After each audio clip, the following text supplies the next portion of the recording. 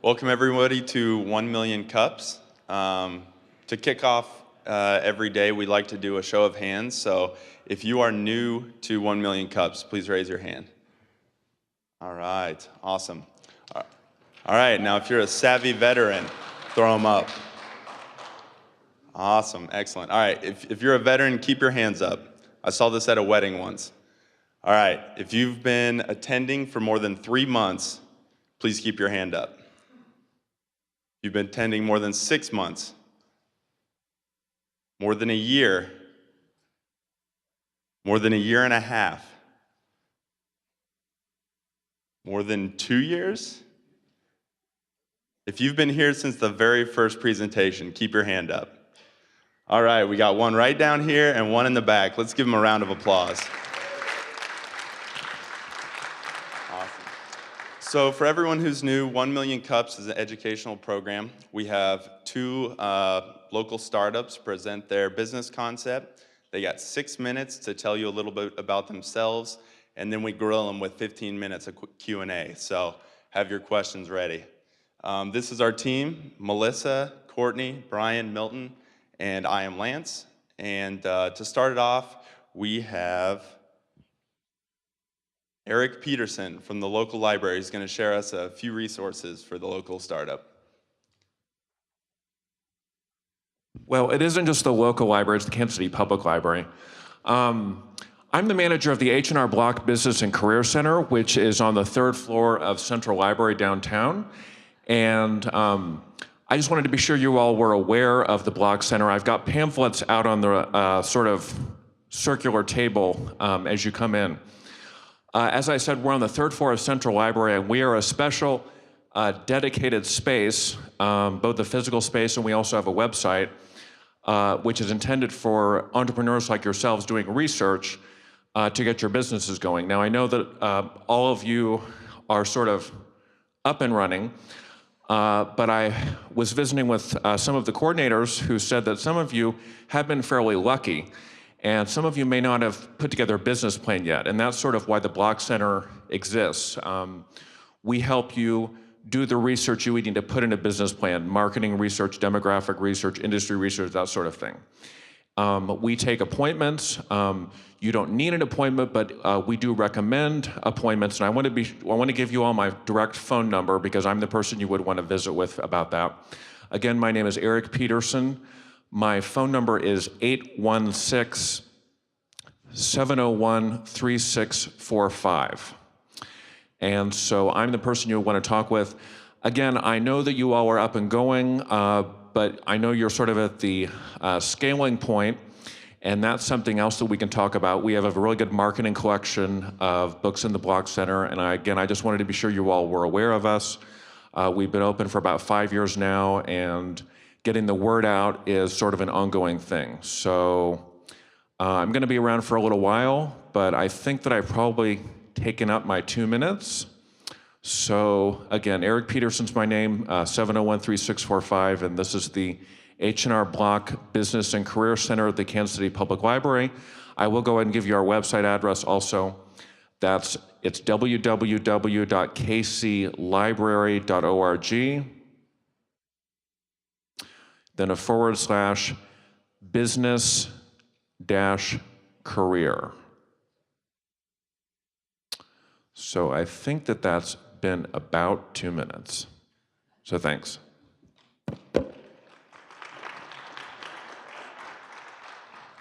Thank you, Eric.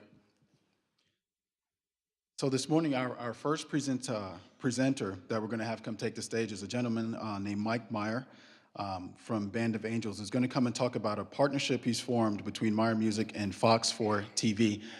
Mike, let's give Mike a warm welcome. I'm not Mike, sorry. I'm much shorter than Mike. I'm Mark Offer from Fox 4 Morning News. Good to see you. I'm off this week, so I actually got to sleep in a little today. So it's really an honor to be here for 1 Million Cups this morning and talk with you about a very important program, important to Fox 4. It's called Band of Angels. It's a great program, started in the last couple of years, and Fox 4 really kind of acts as a mouthpiece to help get the word out about the program. We're very involved with this. Then Meyer Music does a great job of helping to connect what we collect to the students who really need it. You're going to hear more about that. It's truly turned out to be a really great partnership between Fox 4 and Meyer Music. And I'm going to let Mike Meyer tell you more about how the entire program works and the students who we have helped and continue to want to help with your help. Here's Mike. Good morning. Is this on? Everybody can hear me? This is a little weird for me because I was one of the guys that had my hand up for the 2-year thing. I'm usually sitting right over here, so a little different to be on this side of the table. So anybody in the room ever play a music instrument? Raise your hands. Anybody in the room that didn't just raise your hand ever want to play a music instrument? Anybody just like music and can't imagine a world without it? That's me. So let me tell you a little bit about me and kind of where we came from. This is my family. We're in the family music business. We've been in music business for 48 years. That's my sister Mitzi on the right side, my brother Tom, my mom Betty, and my dad Ted, and myself. And that's me at my first piano recital when I was about 6. We've been in the family music business for 48 years now, and every year we see something that is difficult for us to deal with.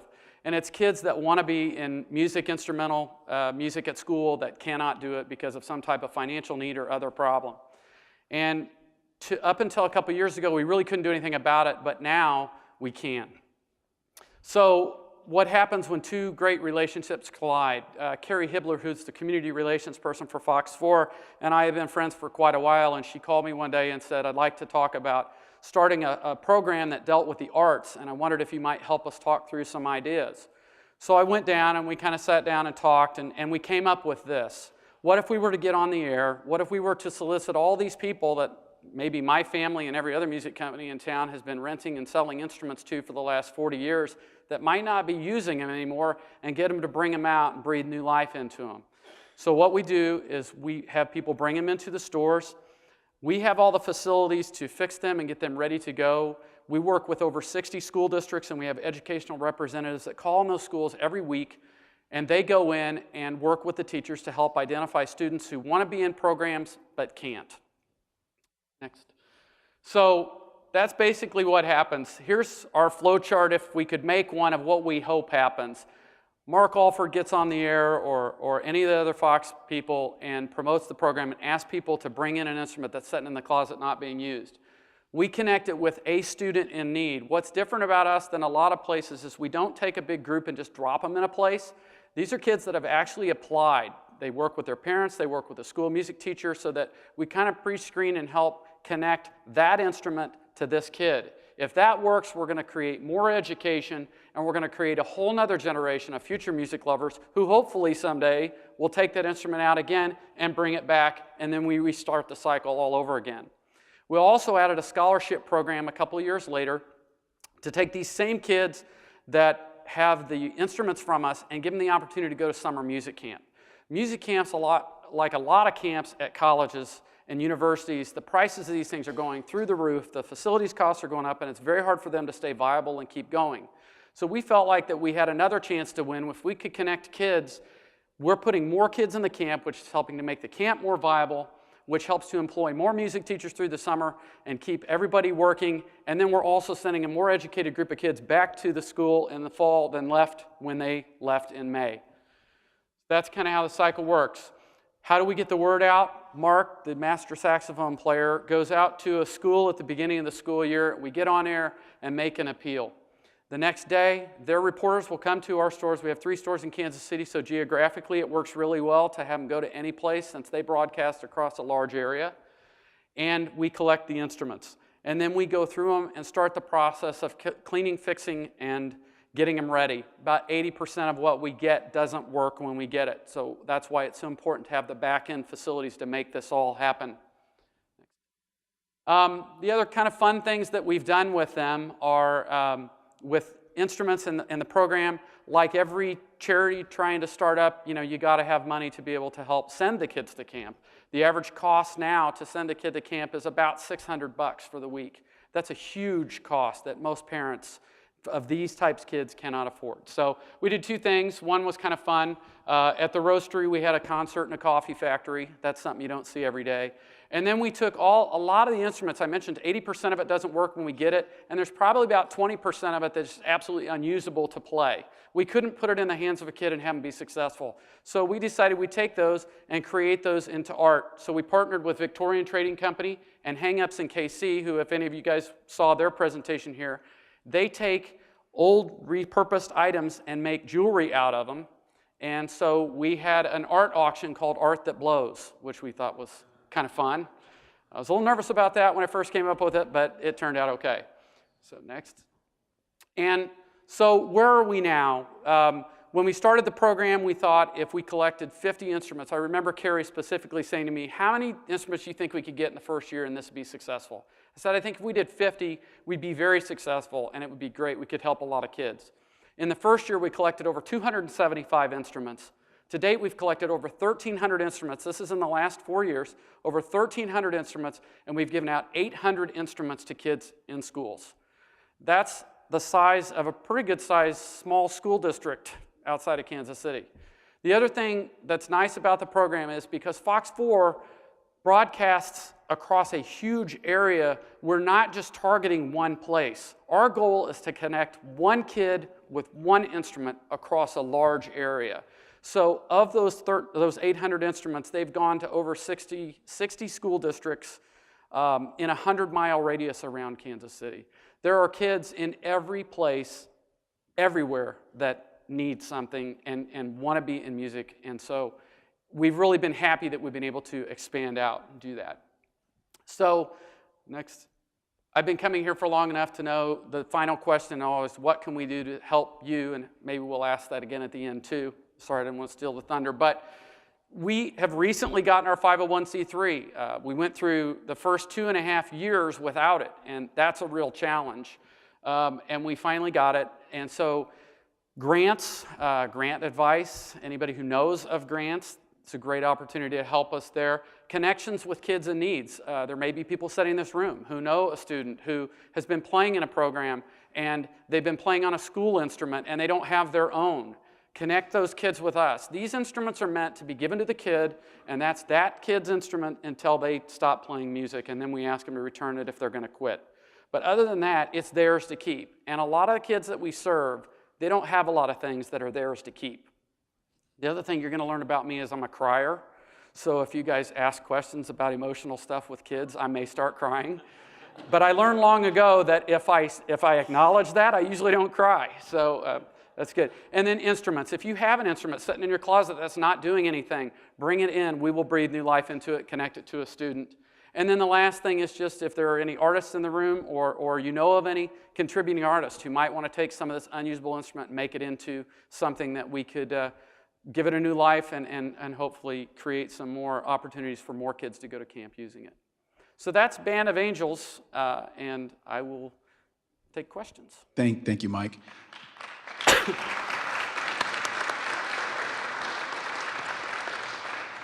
What we'd like to do is go ahead and start the Q&A. Courtney, myself, and Lance will be moving through the audience with mics. I see some hands up right now. Mike, if I could start with the first question, can you tell us a little bit about the process that you use to maybe follow up with the kids once they've come through the camps and you've connected them with an instrument? Absolutely. That is the biggest challenge of the whole thing. And one thing I didn't mention in one of my slides is the first year we did the scholarship opportunity, we sent 2 kids to camp as a trial, and you're going to see one of those kids here in just a minute. The second year we sent 10 kids to camp. This year we sent 18 kids to University of Kansas for a week on full scholarship. So big success. I will tell you that the kids that we're serving, in a lot of cases, it's a very difficult thing to keep track of them. And that's probably been the biggest challenge that we've faced since we started this, is keeping track of the kids and monitoring their progress and making the opportunities available to them. I have one particular person that I think of that comes to the top of my head. They've moved 8 times in the last 3 years. Now, the good news is we have kind of zeroed in that the email address and the cell phone doesn't really change. So we've started a more aggressive campaign to email the kids and let them know, and also to text them. But to be honest with you, a lot of what we do still happens by the U.S. Postal Service and the mail.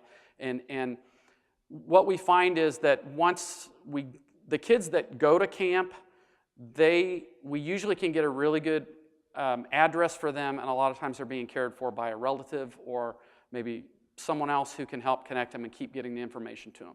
But that's a real challenge. We want to make the opportunity for those kids to go to camp every single summer until they graduate high school, and surround them with other kids that love music. So, Question on your left. yes. I was wondering how young you go. We have 3 low-income housing developments that we work with in KCK, and we have a computer center. We have lots of kids come in. They come right across the street to play on the computers. So I'm wondering how young you work with, and then also somebody else tweeted it, but the same library resources for entrepreneurs, you can go and get the only subscription in the area for grant resources. So you can go to the library, same H&R Block Business Center, and look those up. So it's a great resource. Outstanding. I'll go back and look at the Twitter feed when I'm done. The answer to your question on the kids' age, we really don't have an age requirement other than we have kind of designated this up to beginning college. We want to kind of do the 19 years and maybe younger. We had a situation where there was a gentleman from a low-income apartment complex. He was a military veteran who was trying to get back on his own feet, but one of the things he loved was drumming. And so he started a drum line for kids within the apartment complex, and we supplied him all the drums and all the sticks and everything that they would need to get going. So we don't really have an age limit. I also had an Eagle Scout who did a program with a church over in KCK as an after-school program to teach kids music lessons. So, you know, if there's a kid that wants to put the instrument to their mouth and make some noise and do it, we'll try and help. Got a question here in the middle? Hi, are you familiar with the CASA organization's court-appointed special advocates, and have you made a connection with them? As a CASA volunteer, I know we're always looking for resources for our kids who are abused and neglected children under state jurisdiction. If you haven't made those connections, I can help you with CASA of Jackson County, and I'm sure there are others who would be interested in Wyandotte County and Johnson County as well. Absolutely. Terry Kinchelow, who was in charge of the CASA breakfast last year, and I are very good friends. And so I've talked to Terry about it. I think that anytime, if you know of any of the CASA volunteers that have a foster child or a court-advocated child that they're representing, and you want to connect them with us, absolutely. I mean, it's the CASA volunteers are the stable connection in this kid's crazy life that we're trying to help make that connection with. So absolutely. I'd love to talk more to CASA. Got a question here in the front. Love the idea, love the passion. Do you have any connections to these camps? How do you choose them? Do you know anyone maybe that could help at that KU camp, give you a discount or something? We actually did get a discount from the KU camp. The cost to a student, I sent my daughter to camp there this year, and it was $665 for the week. They discounted the rate down to $500 for us. One of the things that's important to me, though, is that I don't discount it down to them to the point that they're in the red. I want these people to be making money, because if that camp doesn't make money, that camp's not going to be viable long term. So I think it's important that in any relationship that you enter into and anything that you try and do, it's a win-win for both sides. I can't just go in and ask for a cheap discount for something that's going to be a win for me and they lose money, or else it's only going to last for a short time. So they've done a great job. I mean, they give it to us at a reasonable cost, but reality is I want the music teachers to benefit and the camps to keep going. Central Missouri State University, which is now UCM, they just canceled their camp this year after 60 years. I mean, it's just heartbreaking. So, Question here in the front. Have you looked into the jazz and blues community in this town? Because many of the people that you're trying to reach are in the same neighborhoods where many of these jazz and blues performers live, and they know about the instruments. And the other part would be Bobby Watson's group over at UMKC. Phenomenal connections. yeah. Have already spoken with Bobby Watson. And yes, I've tried to make connections into those, although we can always use more. There's a gentleman who's on our board. His name is Mark Pender. I don't know if any of you guys are Conan O'Brien fans. Mark is the band leader on the Conan O'Brien show, and he's on our board. He's from Grandview. He's actually coming back this year to play our Heartstrings Gala at the Roastery on Valentine's Day. And his nickname is the Love Man, so it's going to be called Love Songs with the Love Man. But yeah, absolutely. You know, the neat part of this whole program is when Carrie approached me 4 years ago about it, you know, we didn't really know what was going to happen with it. We thought, let's give it a run and see what happens. We're really early on in the process. Most of the kids that start in instrumental music in school start in 5th grade. 5th grade and 6th grade. And so now 4 years in, we're having our first group of kids rolling into 9th grade, and we've helped some high schoolers along the way. But you know, we're just getting started on that. But yes, absolutely, I would love to talk to any musicians, and I hope by being in front of this room and all the people that are going to see this on the live stream, those people will contact me and say, you know, hey, I'd love to help. We'd love to start a private lesson program for some of these kids. I would like to address, though, that a lot of the kids that are in need are in these neighborhoods. These kids are in need in every neighborhood. We've given instruments at Pittsburgh, Kansas, Garnett, Kansas, you know, Concordia, Missouri, Marshall, Missouri. So it isn't just an inner city thing, for sure. It's not just a Kansas City, quick, right around the metro thing. This is really a nationwide thing. You know, I mean, you could take kids anywhere. Take kids anywhere. Got a question here in the middle. Mike, my daughter goes to Kansas City Art Institute.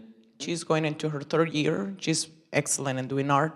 And does she need an art project? Because I have one. So I can get you in contact with her, and I think she can do all the art for you. That would be awesome. I would love that. I would love that. I'll give you my card after. Another question here.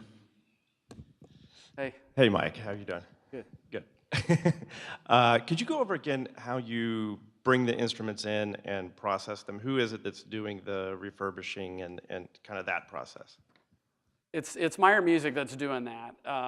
And it was kind of funny, one of the other things, when Carrie and I first sat down to do this, I said, okay, Carrie, I'm in. We'll, you know, she's the one actually that came up with the name Band. And that's Carrie standing over in the corner by the doors. She said, I love the idea, let's do it. And I said, okay, I'll do it, but I'm not gonna do it until you come out and tour our stores and see what it's gonna take to make this happen. Because if Fox tried to do this just by themselves, they would have hundreds of people drop off a bunch of stuff on their front lawn that couldn't be used. And I'll give you a great example of where this happened, Joplin, Missouri, which we gave instruments to after the big tornado that wiped out the high school down there. People flooded them with used instruments to rebuild that music program. Problem was, they flooded them with a bunch of music instruments that don't work, and the school didn't have any money to fix them. So it was a great gesture, but it really wasn't thought through. And so what we did was we actually took a lot of those instruments that they got donated that didn't work, and we replaced them with ones that we had already fixed that did. So the process is pretty intensive. I mean, we have a network of probably 15 woodwind and brass repair technicians and orchestral repair technicians that work on these instruments. Many of them are doing this for free at no charge. Some of them are doing this at a very reduced rate, and Meyer Music is just footing the bill for that. So, you know, I showed you my family earlier. This may be the point where I cry, but I showed you my family earlier, and you know, we've always been taught that it was very important to give back. So we feel it our responsibility as a corporate entity or a community business to do that. And I know that Fox shares that. They are one of the most giving organizations that you'll find. But it's also done something really neat for our staff. Barb and Jennifer and all the people that are cleaning these, you know, a kid will show up at the store, they will just circle around this kid and make it happen. And the kid walks out with an instrument, because it's really a difficult thing. When a teacher goes into a school and they get everybody hyped up about being in the program, and then a student shows up at the store to get the instrument, not really thinking about the finance of it, I would be making a bad business decision and a mistake on multiple levels by giving them something that we'd have to get back later. So you have a parent who's embarrassed, you have a kid who's destroyed, and you have a band or an orchestra teacher at the school that's disappointed because a kid can't be in the program. What used to be a real negative is totally turned into a positive. Now we can help those kids. I wish we could help every single kid, but those kids in particular, there was one little boy that showed up, had been to a school instrument night. Dad had passed away previous year. Mom thrown into financial turmoil, wanted to do everything she could do for the kid, and they showed up, we gave him an instrument. Another one, mom walked almost 2 miles to, turn in the application for the summer music camp. You know, so it's just an awesome thing. Mike, we also have or did you have another comment? No, go ahead, sorry. We've got a question from our live Twitter feed. Oh, and good. That is, have you considered engaging the Missouri Children's Division? I had not, but perhaps I should. That would be a good one. Yeah, All right. absolutely. So, how are we We've on got a time? question here in the middle for you also. I think on that note, also engaging your local community mental health centers is a really good idea because often they have funding available to send kids to camps and buy instrument. We call that wraparound funds at Truman Medical Center Behavioral Health. So if we have a kid enrolled in our program from the age of 0 to 25 and they want to go to a summer camp or they want to go to buy an instrument, we can use the funds through our local programming to fund the placements and fund instruments, and so that might be another good idea to, and that's, Wyandotte, Johnson County Mental Health, Truman, SWOPE, Rediscover, Comprehensive. So, that could give you another really good option. Wonderful. If you could give me your contact information, or I can give you my card and just reach out to me at your convenience, I would love that. I would absolutely love that. Mike, normally we would wrap up with asking you one final question, but I think you've already done that. Is there anything else that you'd like to share with us about what you need? There is. I'm really glad. So kind of when I was talking to Melissa about starting our presentation, I kind of came up with what happens when two great relationships collide. So I want to share with you a little video. This girl is a girl who's one of our recipients, one of our scholarship recipients, and an instrument recipient. And I had no idea how talented this girl was, but you will see her playing professionally somewhere here in Kansas City at some point. Her name's Jada.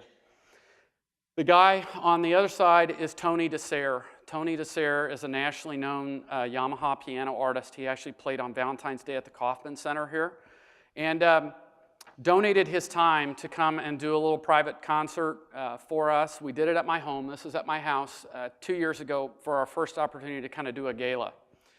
Jada played 2 songs before Tony did, and then Tony played and he mingled, and about 10 o'clock he was getting ready to leave, and we're walking up through my kitchen for him to leave, and Jada is still there. Jada runs up to him and says, "I loved the way you played. That was so incredible. Do you know the song Take the A Train?"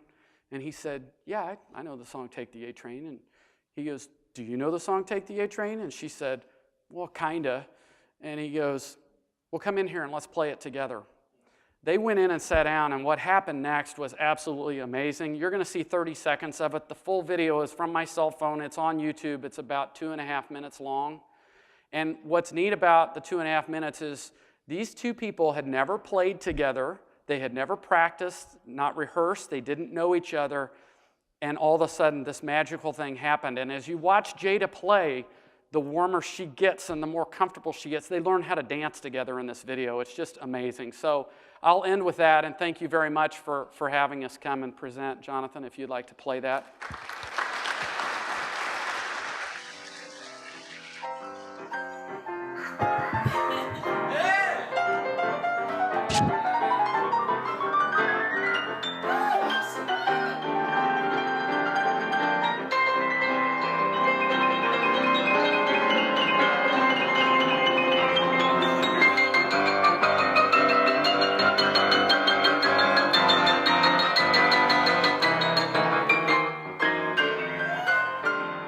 He's 15, by the way, in that video. That's pretty cool. Thank you. Thank you, Mike.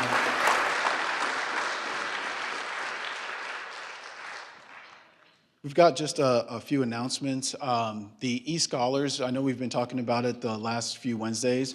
Just want to let everyone know that eScholars now has some scholarships available, so you can go online to see more information if you know anyone that wants to get involved that may be looking for a scholarship opportunity. Also, following 1 Million Cups, we've got a Kauffman Founders School Live today. It begins promptly in this same space at 10:15, so we asked today that you not stick around, but we'll need everyone to promptly leave after 1 Million Cups today. Before our next presenter actually comes up, I'd like to bring up Courtney, who's going to make that introduction. Thank you. Thank you. Okay, our next presenter traveled all the way from St. Louis by our Passport program to show us the first computerized license plate. Please welcome Rachel Hankerson of International Proof Systems.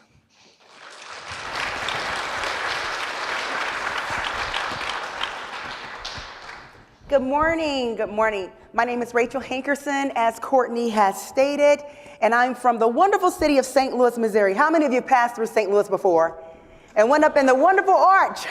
Well, wonderful, wonderful. Well, as Courtney stated, I created the world's first computerized license plate known as Proof Smart Tags, and if I can get someone to assist me, I don't want to mess up anything over here.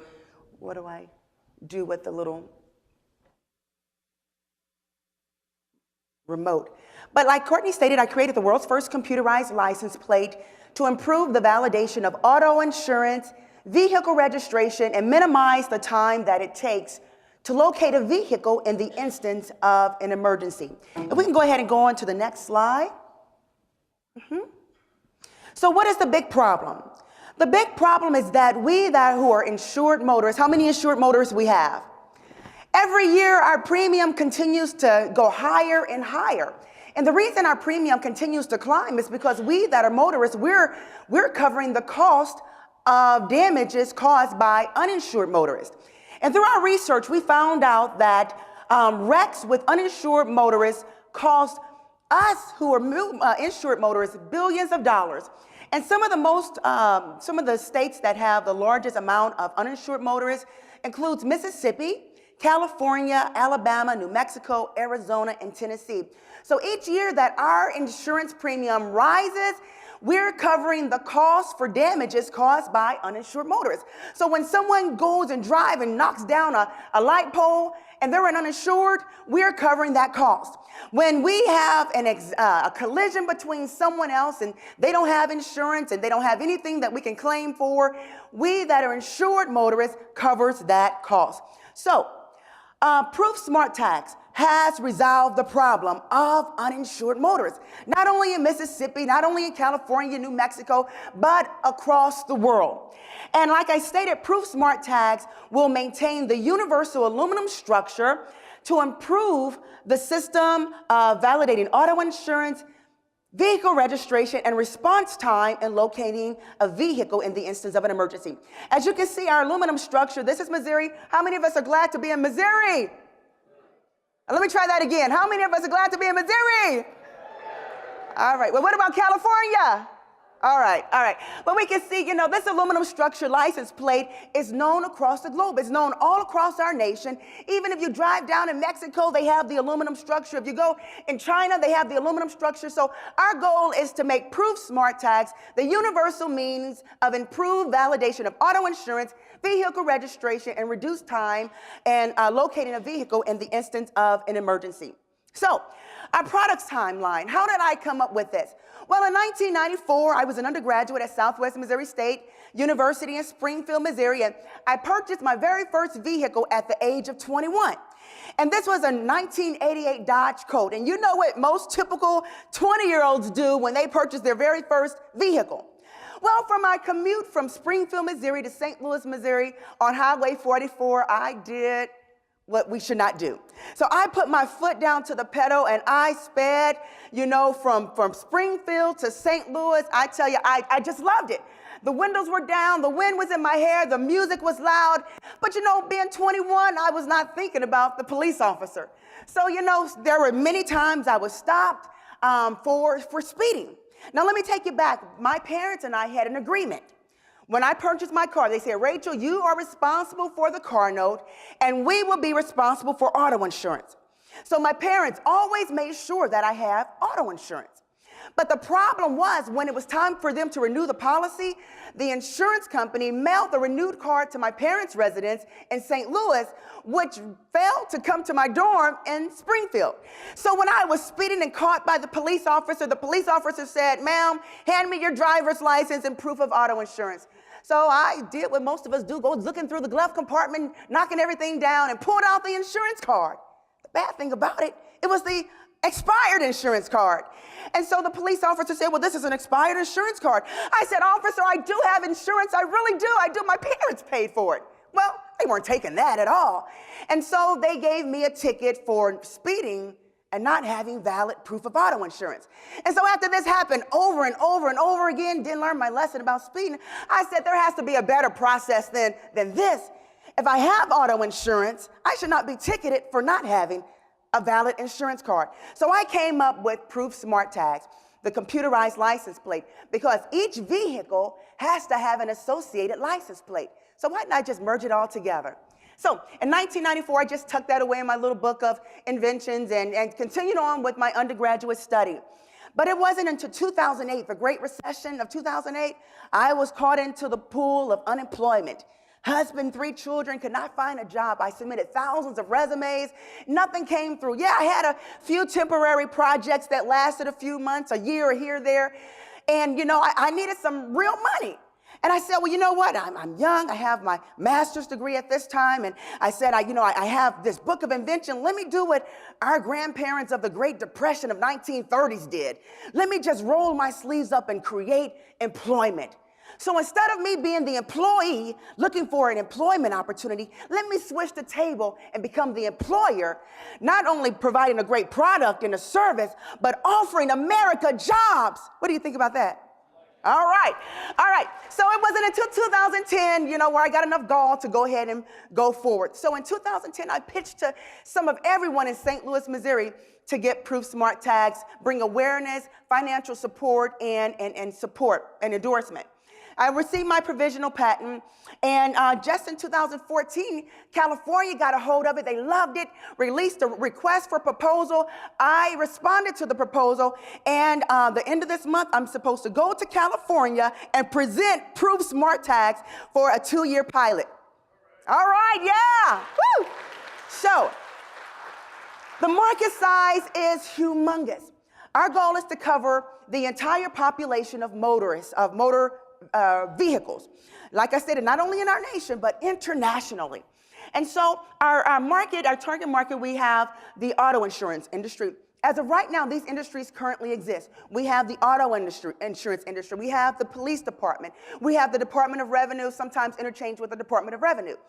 Now, what our goal is to bridge them all. Instead of them being 3 to 4 separate entities, we're putting a channel of communication between the auto insurance industry, Department of Revenue, interchanged with the Department of Motor Vehicle, and the law enforcement. So, the great benefits is that we eliminate the need to mail insurance cards. So if any of you are like me and you love to speed, so when you get caught for speeding, the police officer will give you a ticket because we're disobeying the law.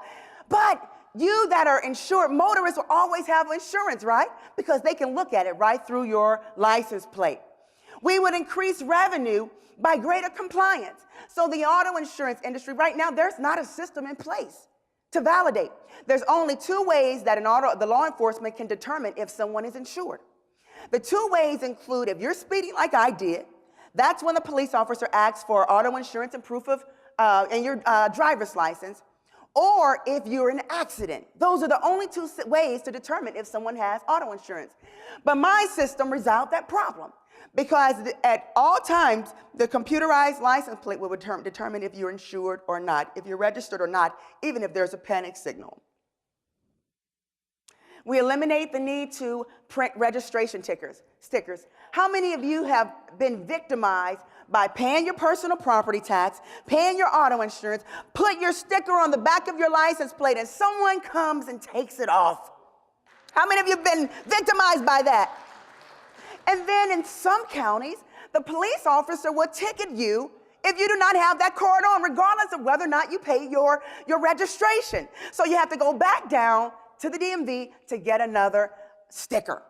But look, Proof Smart Tags eliminate that problem. You no longer have to worry about an adhesive tag because the monitoring system is embedded into the license plate. So we that are registered with our license plate will display that at all times. Track criminal behavior, like I told you. Our goal is to be universal. So if someone in Missouri does an unforeseen crime and try to hide out in Connecticut, they will not be able to do so because computer-proof smart tags will go across the state line. So the authorities in each state will be able to know if someone did some unforeseen crime and locate them. So they will not be able to hide out anywhere, okay? So what are our strengths? Our strengths, we maintain the universal structure of the aluminum license plate. We don't change because, you know, a lot of times we don't like change, is that right? So, but we maintain the aluminum structure, operable in all weather conditions, provide real-time data. There's no scanning. We do not retain anyone's insurance information. We don't retain anyone's registration. We don't retain any data. The only thing we do is ons and offs, yes and no's. You're insured, you're not. You're registered, you're not, or in the case of a panic situation. Okay? So our business model, I don't know if you all can see this, but you know, International Proof Systems, that's the name of my company, and we bridge and we work with the Department of Insurance, Department of Revenue, and the law enforcement. Manufacturers down through different states have different types of manufacturing, but we will work with them in that avenue. Okay, have a wonderful management team with me, and I truly appreciate your time and listening. Rachel, thank you.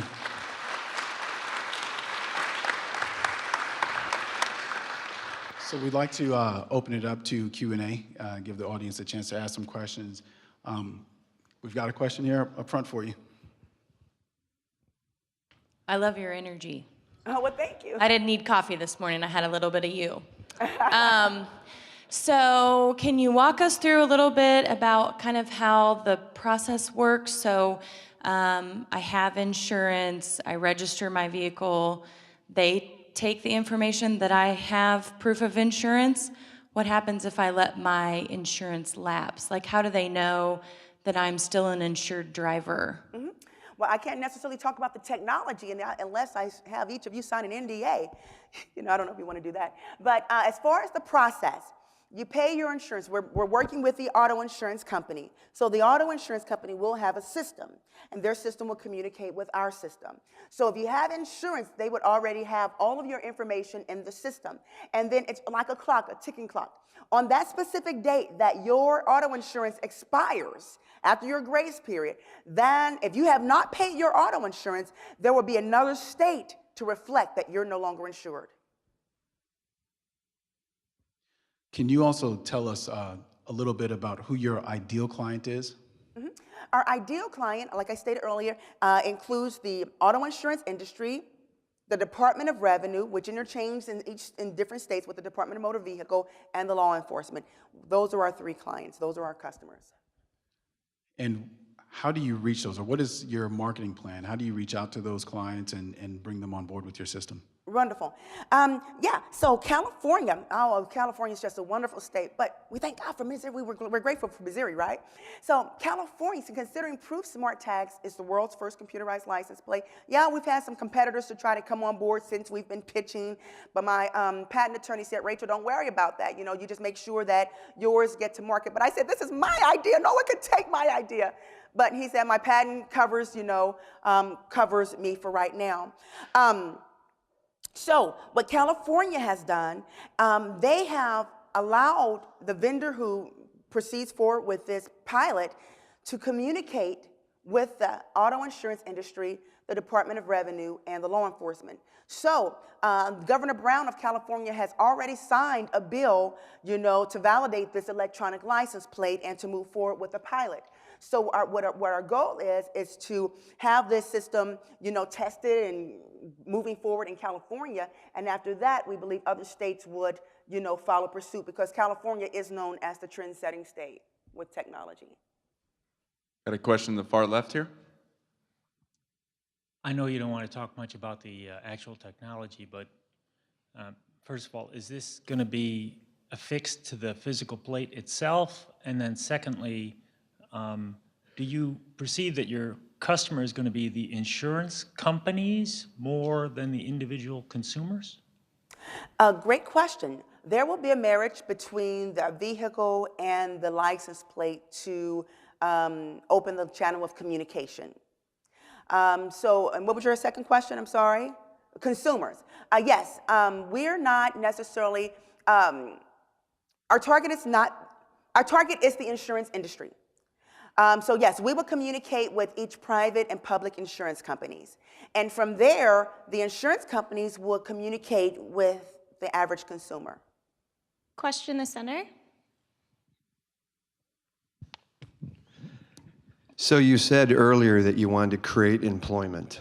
Oh, yes. That was the exciting thing, and that's why small businesses are here, because we want to create jobs. Yes. But you probably shouldn't be the one in the car, because you're going to get speeding tickets all the time for the company. Yeah. So what does that look like? Give me the structure of the people that you're going to create jobs for and how that timeline's going to look. Do you want to be my personal driver? That's a job right there. I won't go toe-to-toe to you on debate, because you're going to beat me, so. Well, wonderful, great question. Like I stated, Proof Smart Tags is so humongous, it's enormous. You know, we say it's the next big thing of the 21st century. And so if we're talking about having Proof Smart Tags, you know, out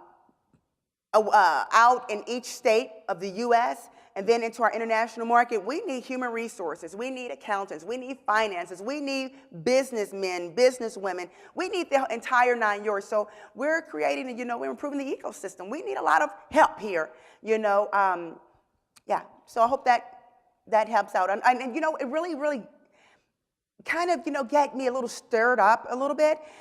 Just this past 2014 year, there were thousands of graduates, thousands, not only here in Missouri, but across the globe.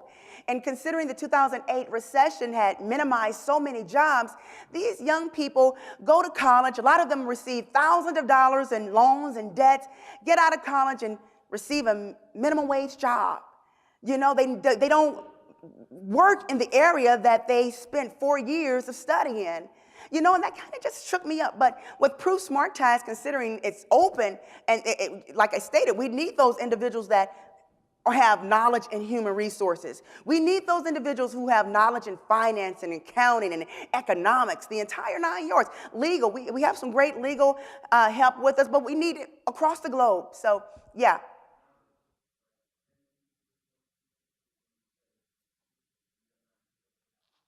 Yeah, well, when 10 people, as Proof Smart Tags grows, for example, when this RFP in California has been, you know, closed, it's a 2-year pilot, and they have all this work that they need resolved, you know, so we would need probably about, just for the 2-year pilot, we would need probably about another, 15 people. And so when California releases, they have millions of registered vehicles in the state of California. And so we're going to need more people to help us keep everything together. You know, I don't want to drop the ball. I want to be able to communicate. When someone needs an answer, I need my team to be able to communicate that answer right when it's needed, you know. So yeah, we need a lot of help. We need a lot of help. We've got a question way here in the back. In the, excuse me, in these problem states, what's the percentage of these vehicles that actually have a valid license plate on the vehicle? And what's to prevent criminals from keeping that in your technology, keeping those license plates on those cars? I'm sorry, repeat that again to me? Well, you talk about the percentage of insurance, people that don't have insurance, but isn't there a large percentage of people that don't have valid license plates? That's why they steal the tags in the first place. Now, and then why would criminals keep that license plate on their car? What's in your technology to prevent that? Well, if I understand your question correctly, what is the percentage of insured motorists? Is that what your question is? No. People driving vehicles without proper license plates. Right. Like they take a license plate off another car and put it on their car. Well, with Proof Smart Tags, they will not be able to do that. Why not? Because the computerized license plate will be married to the vehicle. Whenever there's a separation between the license plate and the vehicle, the authorities will be notarized. If there is a unauthorized separation between the license plate and the vehicle, the authorities will be notarized. So no one will be able to take somebody's plate off of someone's vehicle and place it on another vehicle. Got another question here up front.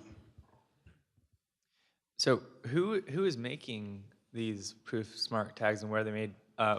More specifically, like what kind of margins do you have? You know, how much does it cost to manufacture this, and how much does it cost to stick them on the cars? Well, I currently have a design and development team in California.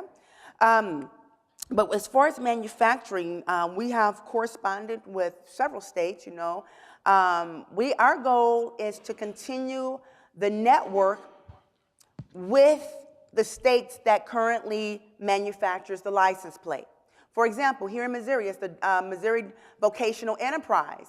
The prison currently manufactures the license plate.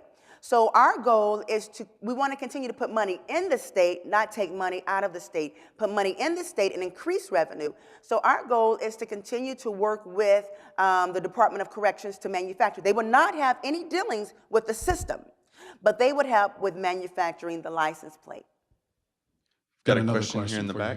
Oh, go ahead, Milton. Go ahead, Lance. Okay, here in the back. I don't know if you mentioned this before, but have you considered with the state level when people do get like stopped for not having a license plate, not having insurance and that kind of thing, that they would be required if, besides like impounding their vehicle or that kind of thing, that they'd be required to register to get one of these things and maintain it for a certain amount of time to actually have a like valid driver's license or a valid be able to drive their car, basically. If they get stopped without it, their car would either be impounded as a consequence or they would be required to have something like this. Are you asking at the time that they're stopped? No, through the court proceedings, that it's like somewhat of a consequence or a repercussion that they're, in the future, if they have a vehicle that's owned by them, they're required to maintain the plates or that kind of thing, that on the back end, so you make sure that people who do get stopped without valid license plates are required to have them. I'm sorry, repeat your question again. Have you considered basically working with the court system to require people to have these things in the future after they... Yes, sir. By state law, we have to work with legislation because it's at the legislative branch, it's at the legislative level where law enforces each motorist to obtain auto insurance. By state law, 98% of the states within the U.S. mandates that each motorist obtains auto insurance, but there currently isn't a system in place to validate who has auto insurance. So like I stated, the two ways they can determine if you're in a traffic violation or in an accident. So yes, we have been corresponding with state senators, state representatives, you know, trying to get laws passed in each state. But you know, since California has already done so, California, I tell you, you know, we're focusing mostly right now towards California, and then we'll expand out with laws. Yes, the court system. Another question for you here in the middle before we wrap up. Two things that stuck out to me. You mentioned that if the smart tag was removed from the license plate, that the officers would be notified, or that it would be obvious. Also, that if a criminal was trying to cross a state line, that they would no longer be able to do so because this works from state to state. Is this something from the officer being able to scan your license plate and know this, or is it connected to the internet in some way, notifying them when these types of things are occurring? Great question. There's no scanning that takes place. And yes, the officer will be notified. You know, that goes into the technology, you know, and how they will be communicated, how the law enforcement would know that something has separated from the license plate of what's going on. But yes, they will be notified. There's a type of communication that we have available. Does that answer your question? Yes, well, tracking, I know that there has been major concerns, you know, including myself. Don't want anyone to know where we are at all times, you know. So yes, as far as the average tracking and scanning, the law enforcement will not have that ability to do so. But when I state in an instance of an emergency, for example, a year ago, there was a family driving up the mountains of California. It was a really high mountain, and their vehicle went over off the side of the mountain. Well, no one knew where this vehicle was, and it wasn't until there were some hikers going through the valley, they noticed the vehicle, and they called the authorities. And the thing about that is that there was another vehicle down there as well. So we have some grandparents that want to take a road trip, you know, and we know that we don't think they should, but they want to anyways. You know, we want to be concerned if they haven't called us in 24 hours, what's going on with our grandparents? So we can say, okay, it's been 24 to 48 hours. We don't know what's going on with our grandparents. You can send a panic signal to the officer. They'll send a panic signal to the plate, and you can locate them. They were just in Vegas enjoying themselves. No, but it will let you know at ease. Okay. We've got one more question far left here. Thank you. Good morning. I want to commend you for finding a unique place to position your business and create innovation. Good job for you. Thank you. My question is related to your competitors. I know that this is innovative, but what do you foresee your competitor? Who do you foresee your competitors being? Well, yeah, I have two competitors so far, and what they have a computerized license plate. But how many of us know what a Microsoft Surface is? Surface Pro, similar to an iPad. Their system is the entire computer. And what they originally had was that they were going to advertise, you know, at a stoplight. So if you want to go to Wendy's or McDonald's at a stoplight, they'll have all these advertisements on their computerized license plate, as well as if a vehicle was stolen on this completely computer license plate, they will have stolen at the top. Well, with a entirely computerized license plate, you know, there's a lot of technicalities that can occur. You know, one, definitely in weather related, and two, the cost will rise extremely high because you're changing the structure of the entire way license plates have been manufactured. Okay, last question. What can we as a community do to help you? Yes, great question. I want to improve me. If you say, Rachel, let me help you to improve your pitch. Rachel, we were definitely in need of funding. Let me connect you with the movers and shakers. You know, from my understanding, I thought I communicated with the movers and shakers in Missouri. But, you know, and a lot of the movers and shakers love the idea. My senator, you know, loves the idea, but they want to wait to see what happens in California first. So I need to be connected to movers and shakers, people that are ideal, people that are innovative. Say, Rachel, okay, we see the potential of your product, of your business, and we're going to help you get there. I need the people who have been down the road that I am trying to journey down to help me to make it, you know, to the top. Thank you so much for being with us today. Thank you. Thank you.